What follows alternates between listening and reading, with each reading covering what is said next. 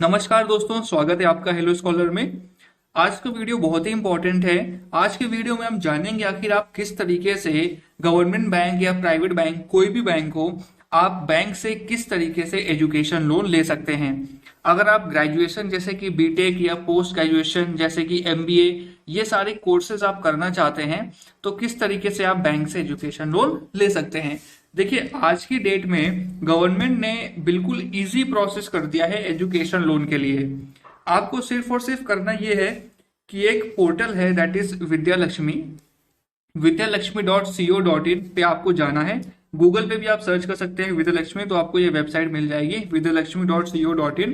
इस पर जाकर पहले तो आपको रजिस्टर करना है। रजिस्टर करने के बाद आपको अपनी पूरी डिटेल्स फिल करनी होंगी। उसके बाद वहां पर एक ऑप्शन आता है सर्च एंड अप्लाई। ये ऑप्शन आता है इस तरीके से, सर्च एंड अप्लाई। तो आप इस पर क्लिक करके आप अपनी बैंक में लोन के लिए अप्लाई कर सकते हैं। आपका जिस भी बैंक में अकाउंट है, पीएनबी में, एसबीआई में, बीओबी में, उस बैंक में आप लोन के लिए अप्लाई कर सकते हैं।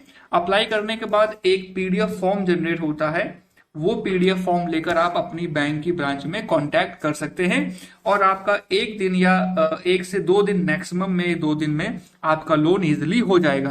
ये जो पीडीएफ फॉर्म होता है इसमें 2 आईडी होती हैं, एक होता है एप्लीकेशन आईडी, एक होता है स्टूडेंट आईडी। ये दोनों आईडी इंपॉर्टेंट होती हैं।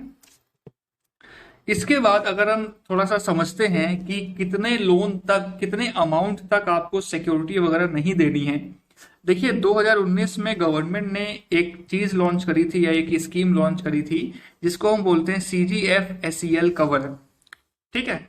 अब ये जो CGFSEL कवर है, इसके तहत जो 7.5 लाख तक अगर आप लोन लेते हैं तो 7.5 लाख तक आपको कोई भी सिक्योरिटी बैंक में नहीं देना है। और अगर आप 4 लाख तक लेते हैं तो आपको कोई भी सिक्योरिटी भी नहीं देना है और मार्जिन भी नहीं देना है।